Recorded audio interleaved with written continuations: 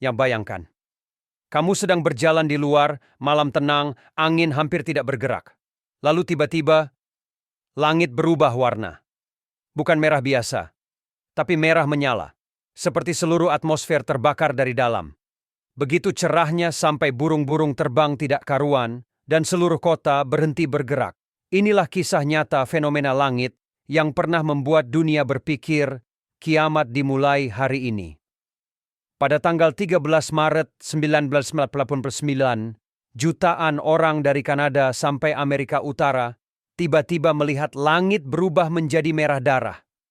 Orang-orang berhamburan keluar rumah. Telepon darurat meledak oleh laporan warga. Bahkan media nasional mengira serangan rudal atau ledakan nuklir sedang terjadi. Namun kenyataannya, yang mereka lihat adalah aurora borealis terbesar dan paling terang yang pernah tercatat dalam sejarah modern. Tapi ini bukan aurora biasa. Fenomena ini terjadi bukan hanya di kutub, tapi muncul di tempat yang seharusnya tidak mungkin, seperti Texas, Florida, bahkan Meksiko. Langit terus berkedip seperti ada sesuatu yang bergerak di balik awan.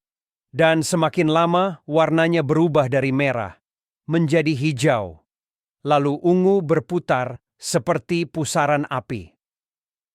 Banyak orang yang saat itu benar-benar percaya bahwa inilah akhir dunia.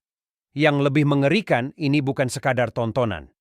Di balik keindahannya ada musuh tak terlihat yang sedang menyerang bumi, badai matahari. Sebuah ledakan besar dari permukaan matahari mengirimkan gelombang energi raksasa ke arah planet kita. Ketika gelombang itu sampai, ia memukul magnetosfer bumi seperti palu raksasa. Hasilnya, seluruh sistem elektronik di Kanada langsung padam total. Pembangkit listrik lumpuh, radio mati, satelit goyah, dan listrik tidak kembali selama 9 jam. Bayangkan, dalam kegelapan, dengan langit merah darah di atas kepala, tanpa tahu apa yang sedang terjadi, dan tidak ada listrik untuk mencari tahu.